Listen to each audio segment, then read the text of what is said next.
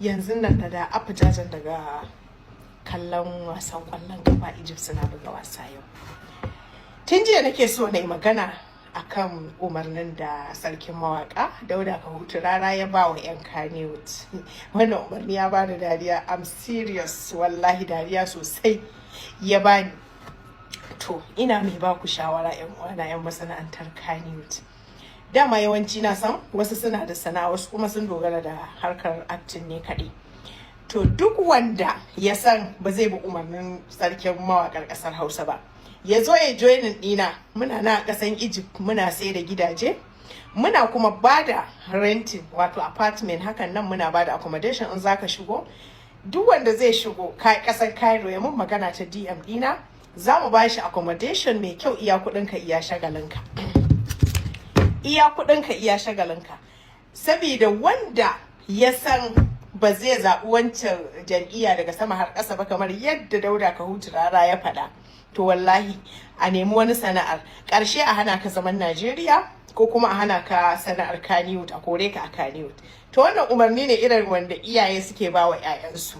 To ni dai ina ba ku shawara, ku zo ku kama sana'a, ku siye gida. Muna sai da gida kuma gidansu yana da sauki. Mu Najeriya ma mun fi su tsadan gidaje.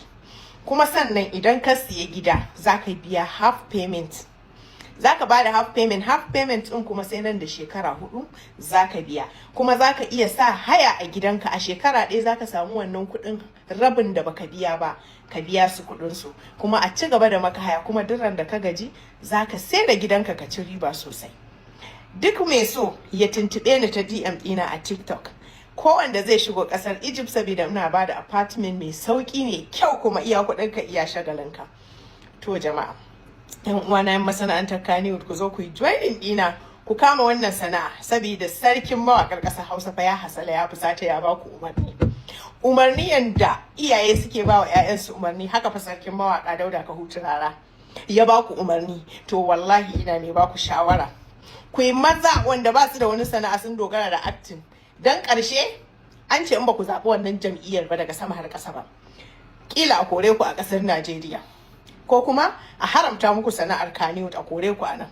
Saboda ai mun zama ba mu da 'yanci. To wannan shawara ce da babban murya nake ba 'yan uwana. Ina godiya sosai. Ku zo ku joinin ina a business ina. Nagode.